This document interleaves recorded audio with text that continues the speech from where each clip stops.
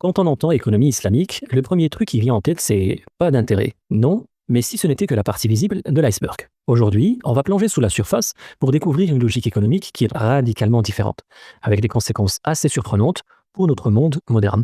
Allez, on se lance. Pour bien comprendre tout ça, il faut se poser la question de base, celle qui va nous guider tout du long. Qu'est-ce que c'est au juste l'économie islamique? Un système complètement à part, une simple copie du capitalisme ou encore autre chose? C'est l'idée reçue par excellence, le capitalisme, mais on enlève les intérêts. Et franchement, ça se comprend. Sauf que voir les choses comme ça, c'est un peu comme regarder un iceberg et ne voir que ce qui dépasse de l'eau. Le plus gros, le plus important, c'est ce qui se cache en dessous. Pour vraiment comprendre ce qui se cache en dessous, il faut aller voir les fondations, la vision du monde qui soutient tout ça. Et c'est là qu'on trouve deux différences, mais alors deux différences fondamentales avec l'économie classique.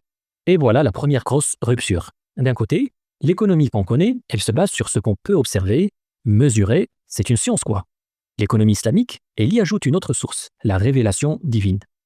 Mais le plus gros changement, c'est sur la vision de l'être humain. Il nie l'idée de l'homo economicus, cette machine à calculer qui cherche juste à maximiser son profit. Non, ici, on parle d'un être humain complet, un tout, dont les choix économiques ne peuvent pas être séparés de ses objectifs éthiques et de ses valeurs.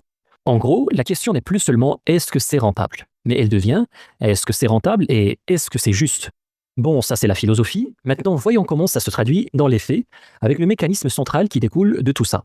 Le lien incassable, on pourrait dire, entre la finance et le monde réel. Et pour comprendre ça, d'un côté, on a le monde de la finance qui vit un peu dans sa bulle, et de l'autre côté, nous avons le monde de la production, c'est-à-dire le monde réel. Et tout l'objectif du modèle islamique, c'est justement de recoller ces deux morceaux. Alors, être sûr qu'on parle bien de la même chose, l'économie réelle, qu'est-ce que c'est? Eh bien, c'est simple, c'est l'économie des choses concrètes. Les champs qu'on cultive, les maisons qu'on construit, les services qu'on rend, bref, tout ce qui crée de la valeur qu'on peut toucher, voire utiliser. Et c'est là vraiment que tout change. La finance classique, imaginez-la comme un circuit fermé. L'argent peut y tourner en boucle pour créer encore plus d'argent. La finance islamique, elle, c'est un circuit qui est plutôt ouvert. Pour qu'il y ait un profit, l'argent est obligé de sortir du circuit financier pour aller dans le monde réel.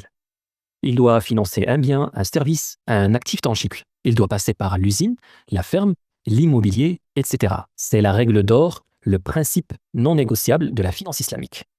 Ok, c'est bien beau en théorie, mais en pratique, ça donne quoi? Ce fameux lien à l'économie réelle, comment on le voit dans une transaction de tous les jours? Prenons un exemple que tout le monde connaît, acheter une voiture. Le mécanisme est simple, mais la logique est complètement différente. Quelqu'un veut une voiture, il va voir la banque. Mais attention, la banque ne va pas prêter l'argent. Non, la banque va plutôt acheter la voiture, elle en devient la propriétaire légale.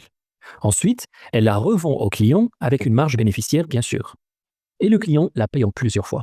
La différence est énorme ici, c'est-à-dire que la banque a agi comme un commerçant et non pas comme un prêteur, et son profit vient d'une vente, d'un acte de commerce sur un bien réel et donc pas de location d'argent.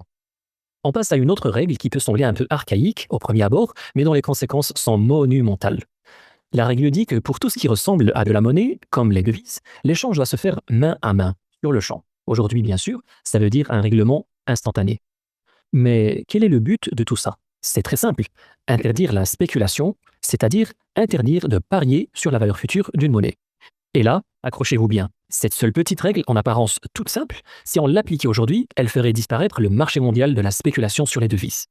Un marché qui est 18 fois plus gros que l'économie réelle. Imaginez tout le capital qui, au lieu de jouer au casino financier, serait obligé de revenir s'investir dans des projets qui sont concrets dans l'économie réelle.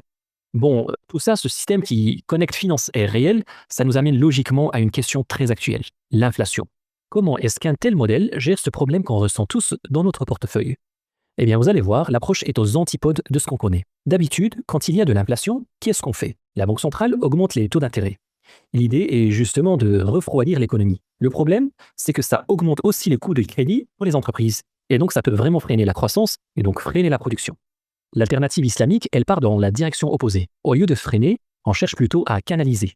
Quand il y a trop d'argent en circulation, on propose d'investir cet argent en trop dans des projets utiles. Une nouvelle ligne de train, un port, des infrastructures, via ce qu'on appelle les soukouk. En gros, ce sont des certificats de participation dans un projet réel. L'argent est absorbé, oui, mais il est mis au travail pour créer de la valeur, pas pour mettre un coup de frein à l'économie. Alors on arrive à la question finale et peut-être la plus importante. Tout ce qu'on vient de voir, est-ce que c'est un modèle réservé à une seule fois ou est-ce qu'il y a dedans des leçons plus universelles? C'est très intéressant parce que nous avons des exemples de réussite économique spectaculaires, comme la Malaisie, le Singapour ou la Turquie à une certaine époque. Et ce qui est fascinant, c'est que leur point commun, qu'ils l'aient fait consciemment ou non, en suivant ce principe, c'était toujours le même. S'assurer que le système financier était un outil au service de l'économie réelle, c'est-à-dire au service de projets industriels, d'infrastructures, de choses qui créent de la valeur concrète et qui améliorent la vie des gens. La finance n'était pas le but, c'était le moyen. Le grand enjeu pour l'avenir de la finance mondiale, quelles que soient nos cultures ou nos croyances, c'était tout simplement de la ramener à sa mission d'origine, c'est-à-dire la reconnecter au monde réel pour qu'elle soit au service de l'économie et pas l'inverse.